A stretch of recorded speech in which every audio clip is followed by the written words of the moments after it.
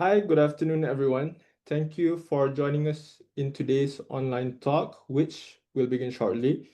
For those of you who are here early, thank you for waiting patiently. While waiting, we would like to share with you a short video from the firm. I founded the firm in September 1985 with the vision of seeking truth and justice for our clients and not just winning their cases. Over the years, the team has achieved many significant milestones. We are today recognized by the Legal 500, Asia Law Profiles, and Asian Legal Business as a recommended firm in various practice areas. While we have embraced technology to make our services efficient and responsive, we continue to grow on the bedrock of meticulous preparation and hard work, for which there is really no substitute. As legal practice becomes increasingly international, we keep ourselves ahead of the curve with our relationships with lawyers from around the world. Our firm is a founding member of the Legal Lawyers, a growing international network of law firms in 20 Asian and European countries.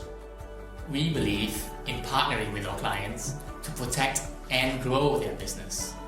We achieve this by holding firm to our values of integrity and justice, while giving our best to deliver effective and efficient solutions. Instead of just legal services, we focus on developing great working relationships based on understanding and respect. We regularly advise foreign clients, including many Chinese investors, and have a ready appreciation for different ways of doing business. In corporate matters, we offer relevant and commercial solutions, often raising issues that clients may or may not have realized before. In negotiations, we believe in facilitating win-win outcomes.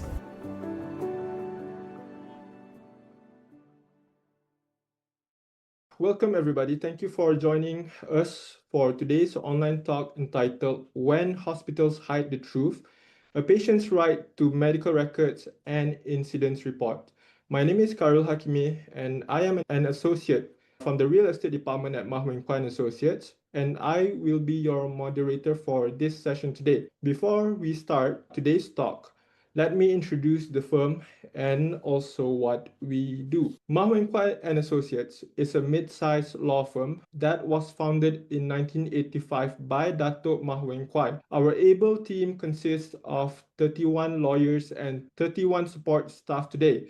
Datuk Mah is today a consultant of the firm following his retirement from the Court of Appeal bench in 2015. The firm continues its tradition today of working primarily with SMEs, family businesses, and individuals. We are a full-service law firm with a corporate department, a dispute resolution department, including litigation, adjudication, and arbitration, a dedicated employment and industrial relations team, and a department focused on servicing the needs of individuals and families. Our practice groups indicates some of our focus areas which are supported by talents from both our corporate and dispute resolution teams. Today's talk is part of our MWKA online talk series. For everyone's information, we have been organizing monthly lunch talks at our office since 2013, some of which were also broadcasted live. But with the COVID-19 MCO, we have moved online in order to continue with our objective of sharing knowledge, raising awareness, and encouraging networking for clients, potential customers, and also in-house counsels. Before I continue, please be reminded that this talk does not constitute legal advice. In the event you require specific legal advice for your matter, please contact us for a complimentary legal consultation. Details will be given at the end of this talk. Allow me to introduce our speaker, Dave Sundram. Dave Sundram is a senior associate in our medical and personal injury department. He was admitted in the Malaysian bar in 2015 in Mah Wing Kwan Associates. He co-leads the medical and personal injury department and has over a decade of experience handling medical negligence claims at the civil courts. Dave is dedicated to advancing the law in regards to compensation outcomes for plaintiffs in such claims.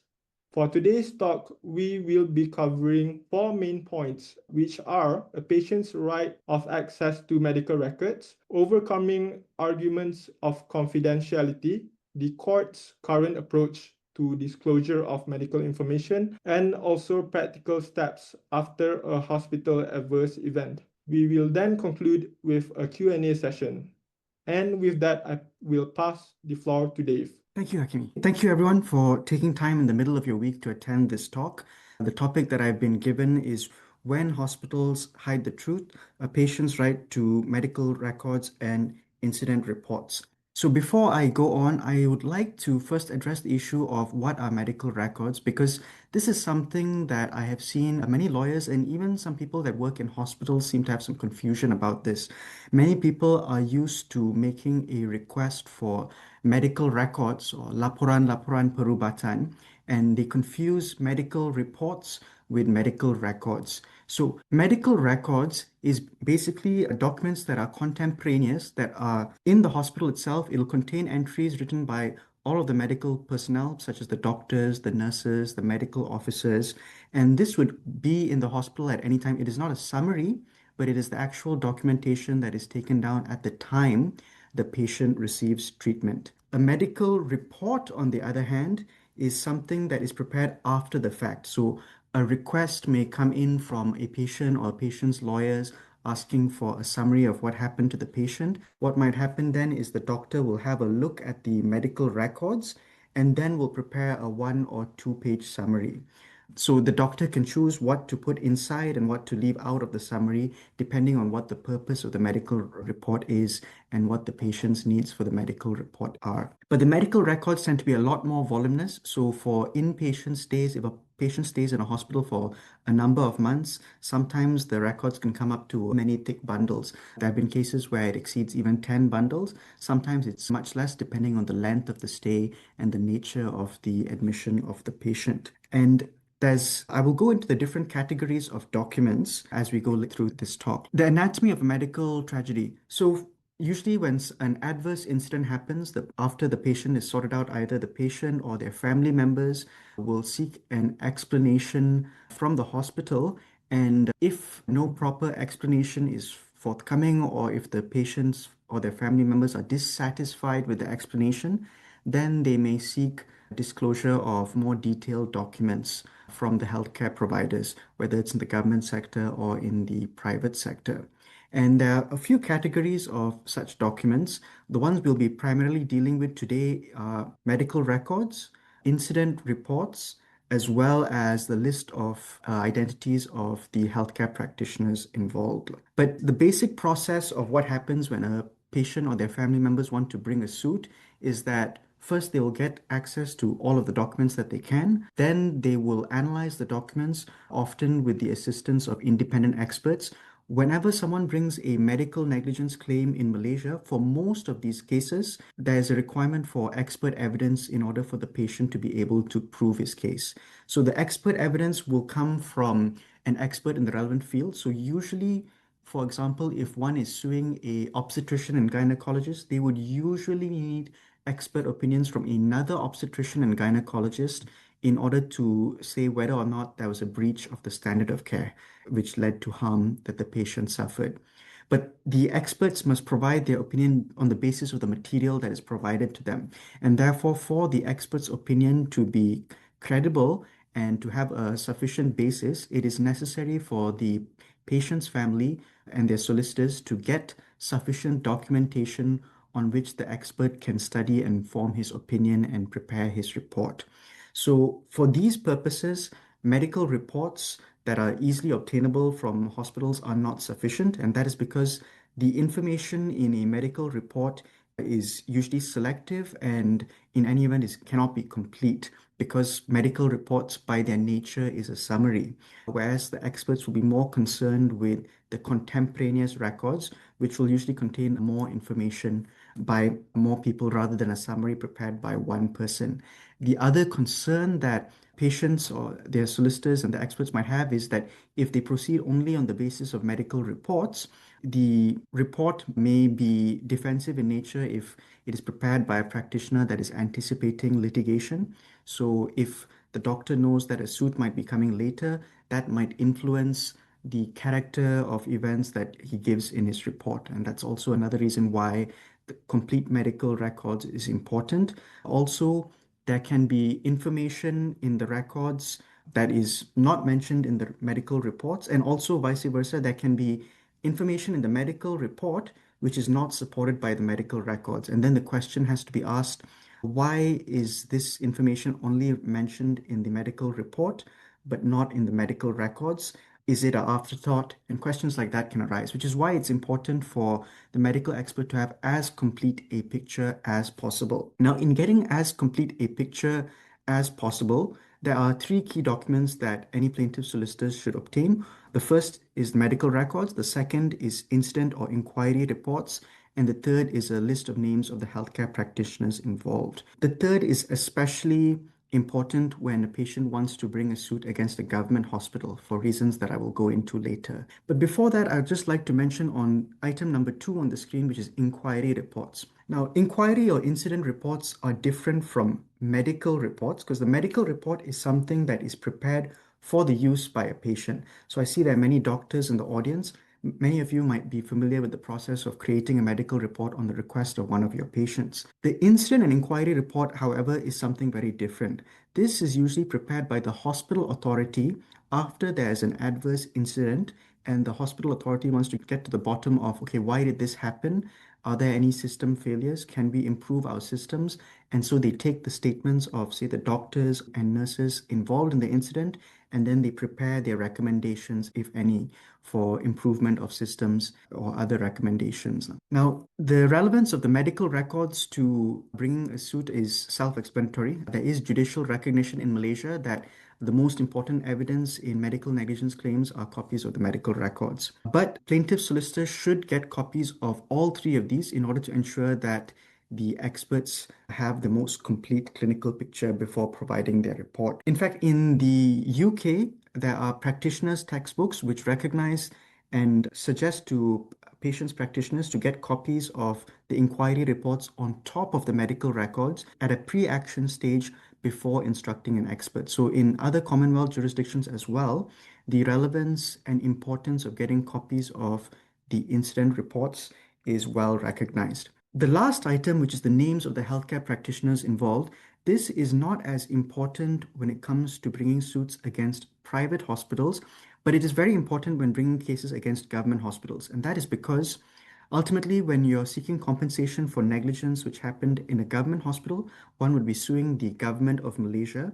And there is a federal court case called the case of Lei KT, which states that in order for the Government of Malaysia to be vicariously liable for the public officers acting in the course of their duty, those public officers must be named as co-defendants in the same suit. So what that means in practical purposes for plaintiffs' lawyers that are bringing medical negligence claims is that if they're suing the government and they fail to name the key medical officer or specialist or nurse as a defendant in the suit, they are at risk of the suit failing on a technicality. And that is why it is important to get a full list of the names of the healthcare practitioners involved. So what happens in practice, especially when claims are brought against the government, is when a patient solicitor makes a request to a government hospital or the hospital director for copies of the medical records, voluntary disclosure of the records is refused. So it's very common for a plaintiff solicitor to get a response from the hospital director or someone else from the hospital authority saying that pursuant to particular guidelines issued by the Ministry of Health, we cannot give you copies of the medical records without a court order. And so very commonly they will rely on a particular guideline which is known as the Garis Panduan Pengendalian dan Pengurusan Rekod Perubatan Pesakit di Facility KKM. And going by the latest guidelines, they refer specifically to guideline 3.4.3 to say that they cannot give copies of the records to the patient without a court order. And I've reproduced that particular guideline on the screen. I'll just read it out. So it says, RPP stands for Rekod Perubatan Pesakit, merupakan suratan rasmi yang dikategorikan sulit etika perubatan yang mana pejabat awam tidak boleh membocorkan, menyiarkan atau menyampaikan sama ada secara lisan atau dengan bertulis kepada sesiapa jua dalam apa-apa bentuk kecuali dengan kebenaran oleh pengarah/pentadbir fasiliti KKM atau perintah mahkamah. Kerahsiaan dan keselamatan kandungannya perlu sentiasa dijaga.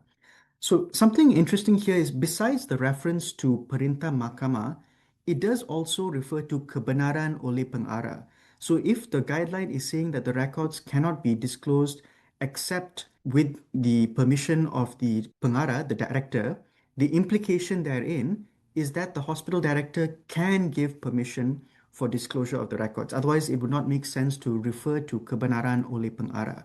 However, what happens in practice is that this guideline will be referred to say you must get a court order. And then when the hospital is not forthcoming, the plaintiff solicitors will likely file an application for pre-action discovery before the court. And that will usually take about 3 months to resolve. And then a court order is issued, and only then will the government hospital release copies of the medical records. Even though if we look at the wording of the guideline, technically the hospital director can give permission for disclosure of the records without a court order. I've not seen any case where any reason is given by the hospital director as to why the approval for disclosure of copies of the medical records are not given.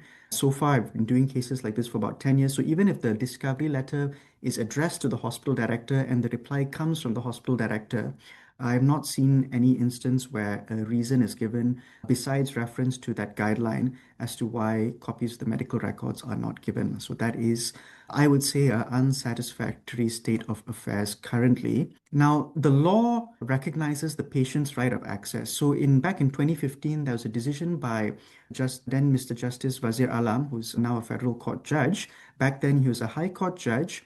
And in 2015, in a case called Nurul Husna against the Government of Malaysia, he had mentioned in his judgment that the patient has an innominate and qualified right of access to his medical records, and there is a corresponding general duty on the part of the physician or hospital to disclose the patient's medical records to the patient. And also further on in his judgment, he does mention that if the patient is put to the cost and expense of filing an application for pre-action discovery, then the patient's family would be entitled to cost. So according to this reported judgment, there is no need for an application for pre-action discovery. There is no need for a court order in order for there to be disclosure of the medical records. And as you can see, this case was reported in 2015. We are now in 2026. But unfortunately, more than a decade after the decision in Nurul, the practice until today, as far as we can tell, is that government hospitals continue to refuse to make voluntary disclosure of the medical records without a court order.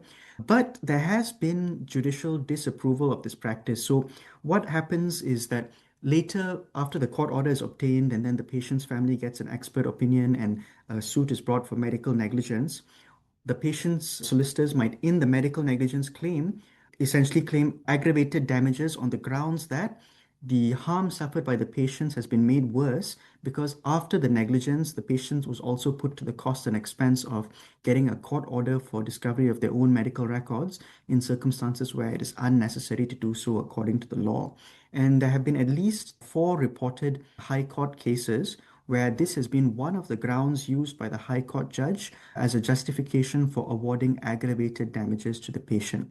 So aggravated damages is damages on top of the other damages awarded in a case that is awarded on the basis of post-negligence conduct by the tortfeasors that make worse the harm suffered by a patient. So of course, not disclosing the records without a court order doesn't have anything to do with the negligence per se, but it does act as an impediment to those that have suffered a hospital accident and want an explanation for what has happened. The argument made is that it worsens their harm because it delays their access to their medical records and then hiring an expert and getting a proper explanation into the reason as for what had happened. But notwithstanding that, higher damages have been awarded on the basis of this failure to disclose records with insistence on a court order.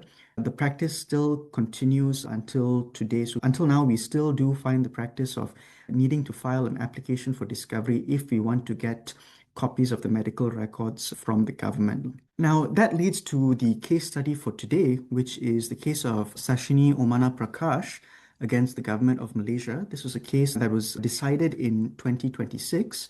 A brief background is the case concerned a infant child who was born prematurely and admitted to the NICU of a government hospital. And then whilst the child was in the NICU, the child was given drugs intravenously. There was a branula for the giving of the intravenous fluids, but that branula dislodged. And after the branula dislodged, it was some time before the staff in the hospital noticed that the branula was dislodged. So what happened when the branula was dislodged is what is known as an extravasation injury. So that is where instead of the fluids going into the blood vessel, it is basically leaking out into the surrounding tissue. And of course, the surrounding tissue is not designed to have such fluids injected into it. And what happened was eventually the young child condition deteriorated. So there was essentially infection of the left hand, which led to an auto amputation. So this poor child had his arm amputated. Much later after the events, obviously the family was dissatisfied with what had happened and seeking an explanation, and they hired solicitors. The solicitors wrote to the government hospital to request for copies of the medical records as well as any incident reports.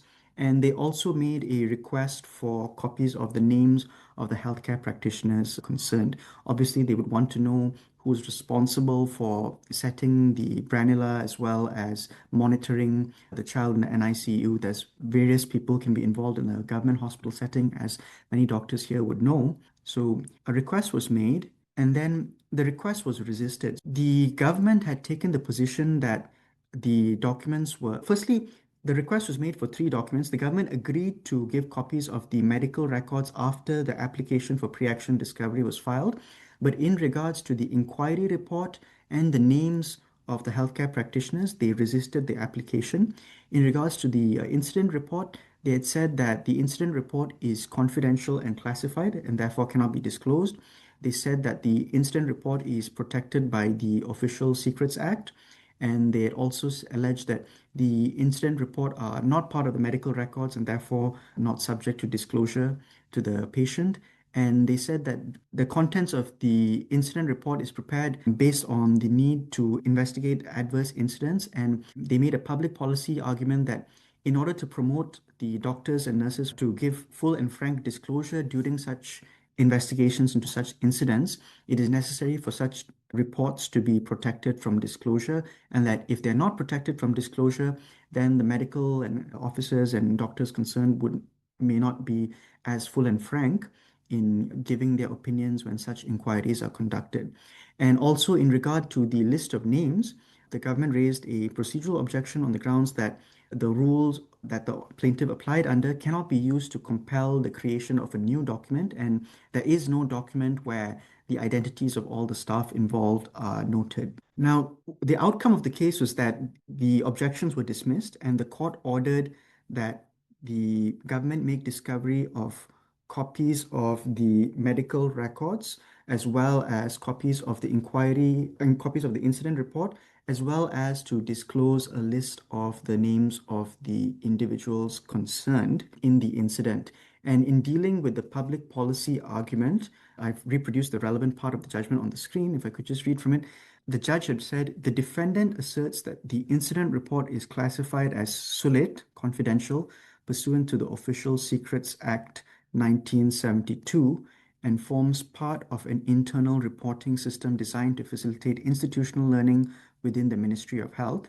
Yet the mere act of classification cannot, in itself, render a document immune from discovery.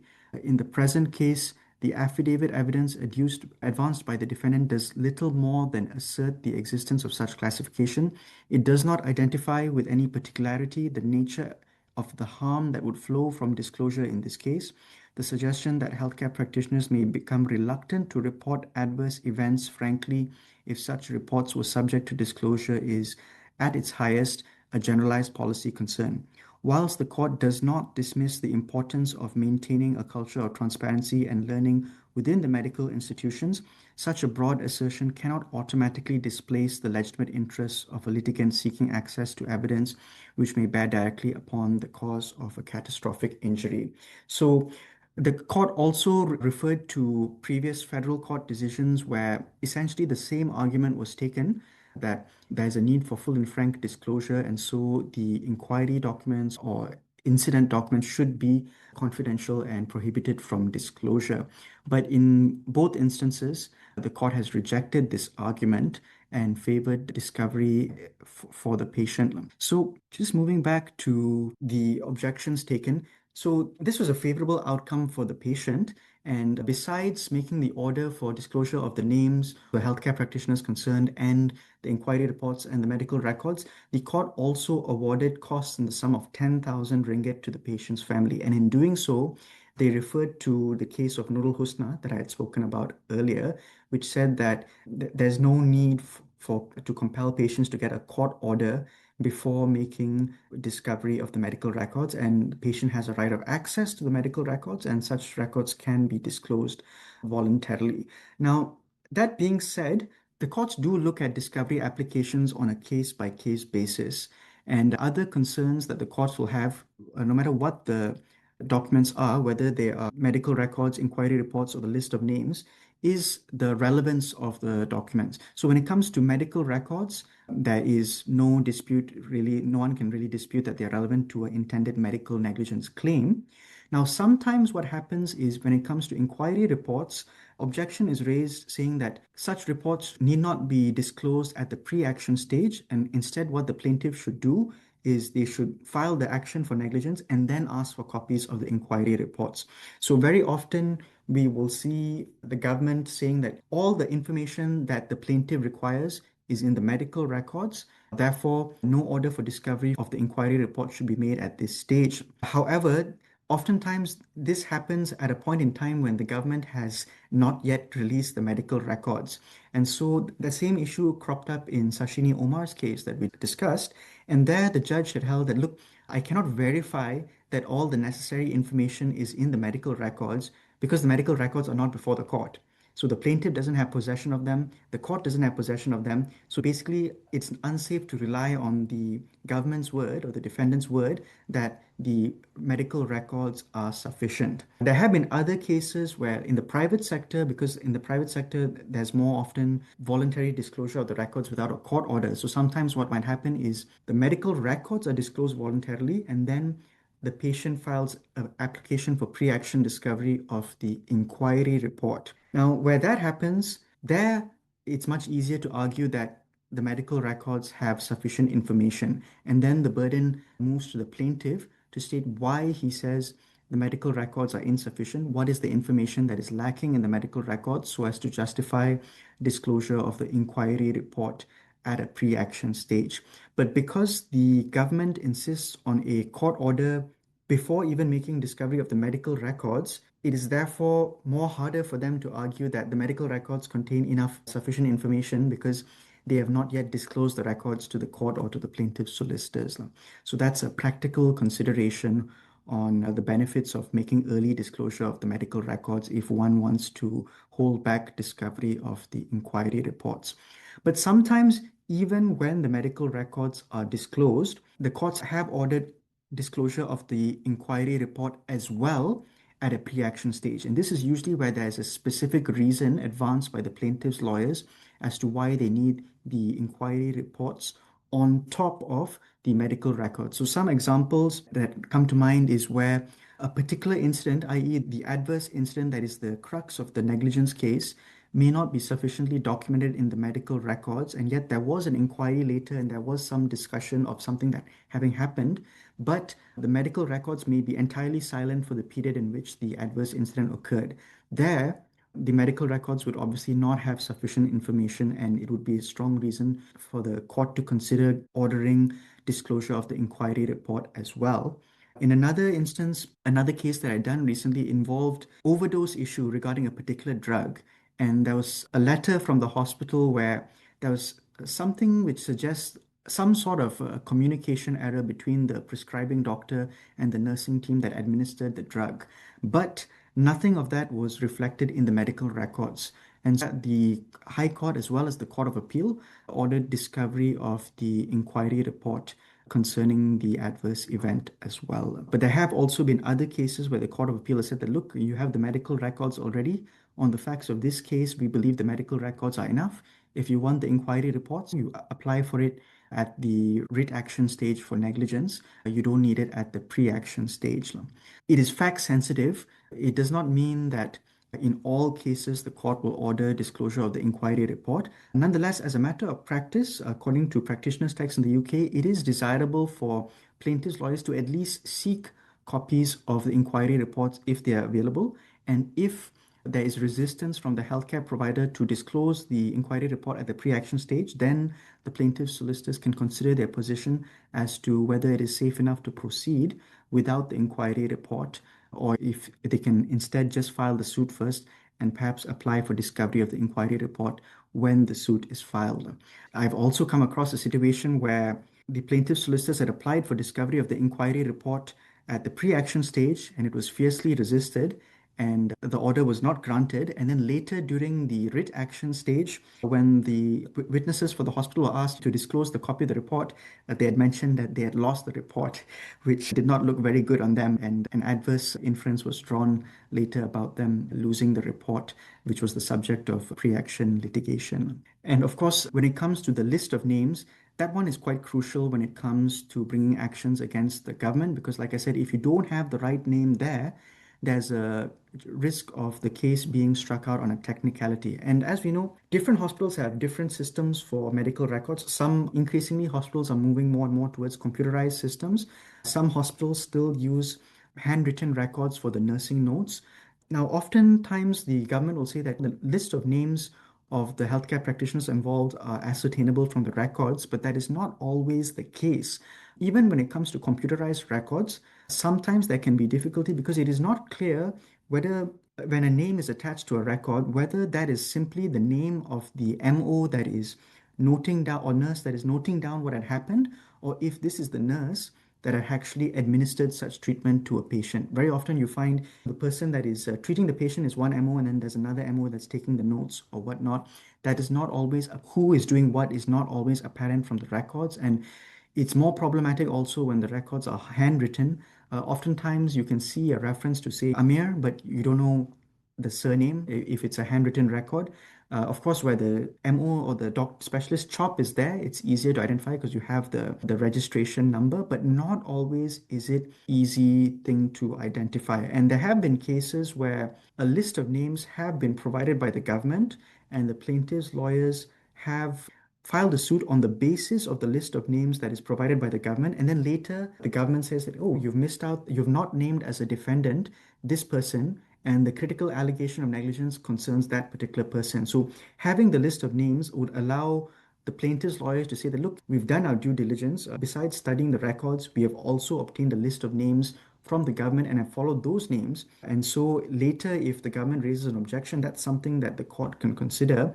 Because one, if it's difficult for the hospital authority themselves to provide a complete list of names, imagine how difficult it will be for the plaintiffs and their lawyers to identify all of the relevant individuals concerned. It's less of an issue for private hospitals because private hospitals, you don't have to name the nurses or employees of the hospital as a defendant in order for the hospital to be vicariously liable. It's just that the specialists who are arguably independent contractors, they must be named separately, but the employees of the hospital, such as the MOs or nurses, do not have to be named separately. So this is far less critical when it comes to suits brought against private hospitals, but it is still a very critical issue for anyone that wants to bring an action against hospitals under the control and management of the Government of Malaysia.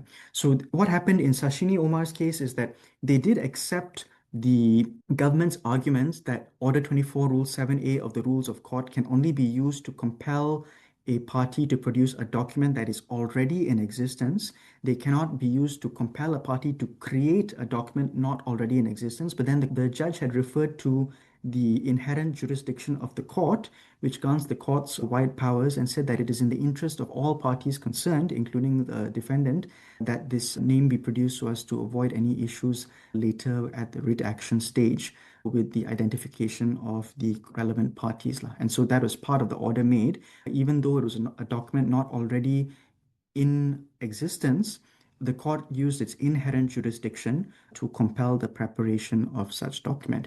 But even before this case, for many years, for as long as I've been doing such cases, the government has been ordered to and sometimes even agreed to record a consent order for the disclosure of the names of the persons involved in the treatment of the plaintiff seeking pre-action discovery. That is the end of my talk. There's some time for questions and answers, so I'll give the floor back to our moderator, Mr. Hakimi. Thank you, Dave, for your insights in when hospitals hide truth, patients' rights to medical records and incidents reports. We will now take questions from the participants from the Q&A chat box. I do see there are a few questions in the chat box. So the first question, if a patient died in 1994 after treatment at the hospital, can the deceased family request for the medical records and incident reports? Yeah, that's a good question. So if the deceased family died in 1994, and I assume that the request is made, you're talking about the request being made now, they likely will not be granted such an order. So the reason behind that is that the law prescribes limitation periods as to when to bring an action. And usually in the case of a deceased patient, there's a limitation period of 3 years from the date of death. And in addition to government hospitals, it is 3 years from the date of incident. There are some exceptions when it comes to patients that have suffered brain damage or are under a mental disability. But if the patient is dead, none of those exceptions will apply. So definitely if the date of death was 1994, you wouldn't be able to get discovery later, because the basis of pre-action discovery is plaintiff needs these documents in order to properly frame their case to sue later. But then if their intended case to sue later is barred by limitation, then obviously they would have no need for discovery of the documents because their case that they intend to bring would be doomed to fail. I see. That's good. We have another question from the same participant. Say if hospital directors still refuse to give approval for disclosure despite court order, does it mean the lawyers need to get an order to compel the directors of the hospital to disclose? Yeah, I've never faced this situation. Usually, disclosure will be made after there's a court order. But yes, where there's a court order for specific performance to do something, what you could do is you could attach a penal notice to the court order and serve it on the director. And then, if the director does not comply with the court order, then he is essentially at risk of being guilty of contempt of court. And where one is in contempt of court, there are a lot of potential consequences, including possible jail time. So usually, if it's just a matter of discovery, you'll find that they will comply with this. And in a worst case scenario, what could happen is you proceed with your writ action for negligence, but you raise the fact that there is a court order for discovery that has not been complied with, and you raise whatever adverse inferences ought to be drawn from that, and you probably the plaintiff's lawyer would suggest that any defense being raised by the defendant is not supported by any medical records, and that the medical records, if disclosed, will be supportive of the plaintiff's case. But it is tricky because the plaintiff does bear the burden of proving that negligence occurred, and without the medical records, that can be difficult. So you'd want to make full advantage of the adverse inference. I'll just take another question from the same participant before we move on with other questions. So the question is, so this 3-year limitation applies to any country, Malaysia, Singapore, India, Indonesia, etc. Yeah, no, this is only in Peninsular Malaysia. Even East Malaysia, Sabah and Sarawak have their own limitation ordinance. Many people get confused by this because actually the law on limitation in Malaysia is very complex. I can very briefly, for the purposes of today, summarize it. But basically, the general rule is that if you're suing a private hospital, the limitation period is 6 years from the date of incident. If you are suing a government hospital, the limitation period is 3 years from the date of incident. However, in both cases, if the patient is mentally disabled, such as if they've suffered brain damage, then the limitation period does not run for the period of disability. And usually such disability is permanent. It is indefinite pause on the limitation period. So there have been cases where brain damaged baby that's brain damaged from birth, their family members have brought a claim on behalf of the child more than 10 years later. So obviously, this is against the government hospital. It's obviously more than past the 3-year period, but because of this exception, such claims have been allowed. And the other thing I'd add to that is if a patient passes away, part of the claim will be barred after 3 years from the date of the death. So wherever applying the limitation periods, you always look at which expires earlier because they all run in tandem. So you don't look at what expires the latest, you look at what expires the earliest. And sometimes there might be different limitation periods for different parts of the claim. And there we get into it gets quite technical when we deal with the distinction between Section 8 claims and Section 7 claims under the Civil Law Act. I see a lot of medical practitioners in the audience. So good medical practice would be to keep the medical records for at least 6 years if you're in the private sector. And if they're a child, it'll actually be 18 plus 6, which is 24 years. So quite a long period to keep the records if you're dealing with infant plaintiffs. For adults, it's usually 6 years unless they're brain damage. And in the government hospitals also, you want to keep it for a bit longer than 3 years because a suit might be filed and it might take a month or two before it is served on the defendant. So you want to keep it for a bit extra than the limitation period. And interesting on medical records as well, because we are on the subject, a lot of doctors ask me, is it acceptable to write retrospective entries in medical records? It is acceptable because it's understandable that sometimes you're focused on especially in emergency situations, you would be focused on the treatment and then you'd write your notes later. And sometimes for whatever reason, there's need to write a note later.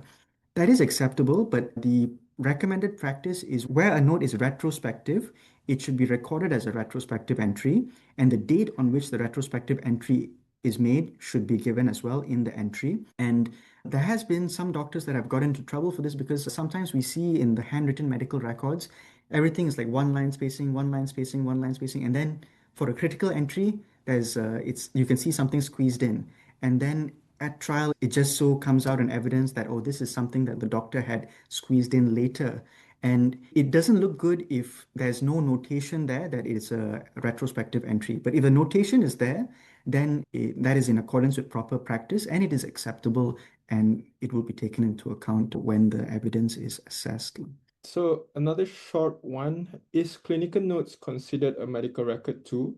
Yeah, the answer is yes. Clinical notes, nursing notes. I'll give other examples. The admission form, the discharge checklist, all your radiological reports, the radiological films, all the consent forms, the consent for anesthesia forms, all of that lock, stock, and barrel would be considered part of the medical records. I see. So there are still a lot of questions. So I'm just gonna take a few more, or if you don't mind, we can go through more. So the next one by an anonymous attendee. So what is the role of, I think this is mediation or arbitration in resolving negligence claims instead of involving trial? Okay, yeah, there are a lot of cases, medical negligence cases that are settled. The majority of them, however, are settled after litigation is commenced. So when I say litigation is commenced, I mean after a suit is filed. The reason for that, I think, is twofold. So in the private sector, doctors are usually covered by insurance. So the incentive for an insurance company to settle a case is a lot higher when the suit is already filed in court. Because when the suit is already filed in court, if nothing is done, at some point in time, they're going to have to pay legal fees to the lawyers defending the case and all that. There's cost implications. So that is why, yes, there are many settlements, but more often than not, in my experience, it comes after a suit is filed. There have been attempts where the doctors or the hospitals have said we're keen on settling this case before a suit is filed, and it has happened. But in the vast majority, it tends to happen after a suit is filed. Because without a suit, that mechanism that puts pressure on the insurance company to release a mandate for settlement isn't there.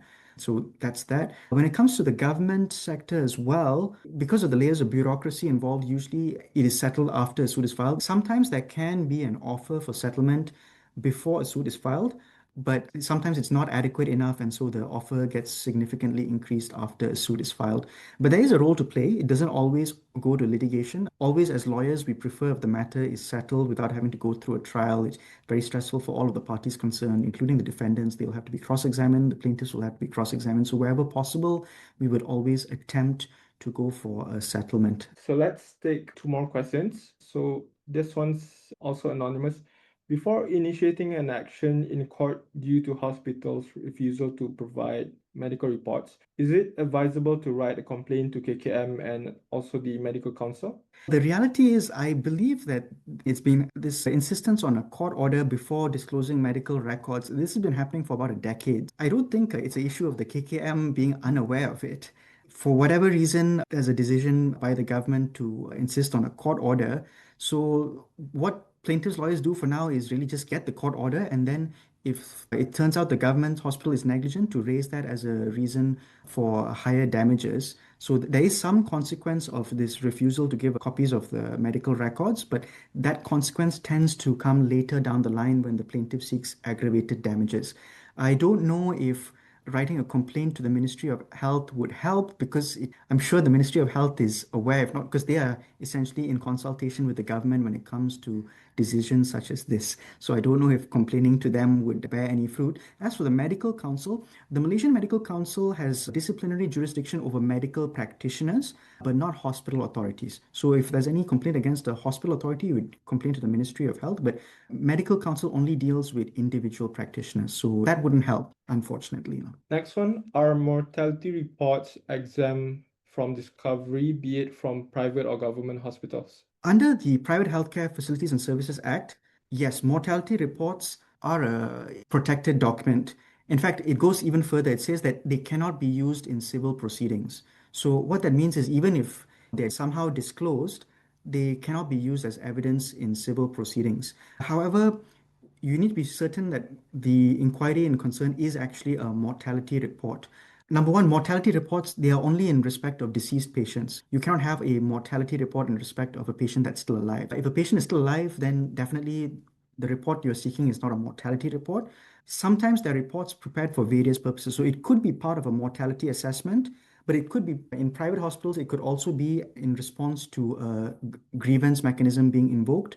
It could also be for the purposes of improving hospital systems. So first you have to identify, is the report in concern, is it actually prepared for the purposes of a mortality assessment in line with the Private Healthcare Act?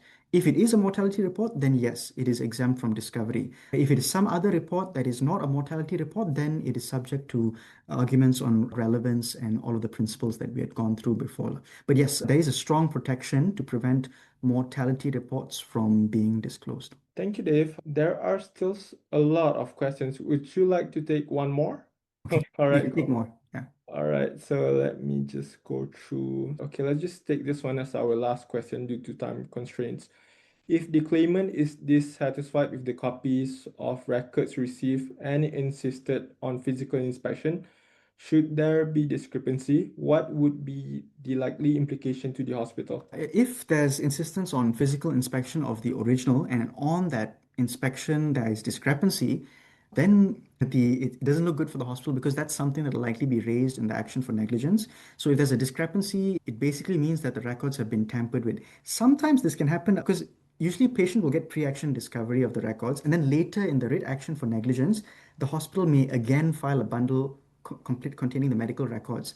And sometimes what happens is we see, hey, there's something different between this bundle and that bundle. The bundle disclosed before the action for negligence doesn't have this particular entry, which is squeezed in this bundle that is disclosed by the hospital after the action for negligence. So what might have happened is the doctor concerned, without knowing that the hospital has already given a copy of the medical records to the patient, when he's sued, he might go and put in another entry, and then if it's discovered, it is very prejudicial. It will go towards the credibility of whoever made that entry.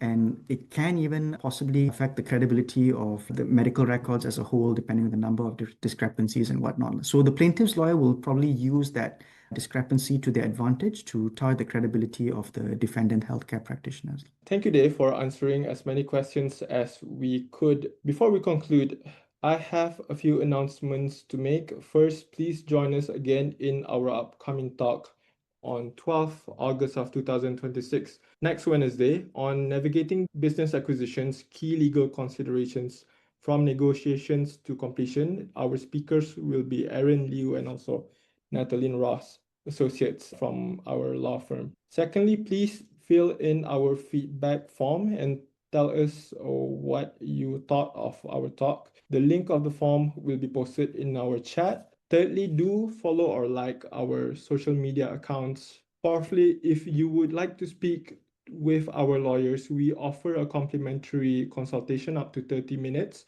over the telephone or over video conference. Please fill in the form on our website. The link is posted in the chat box.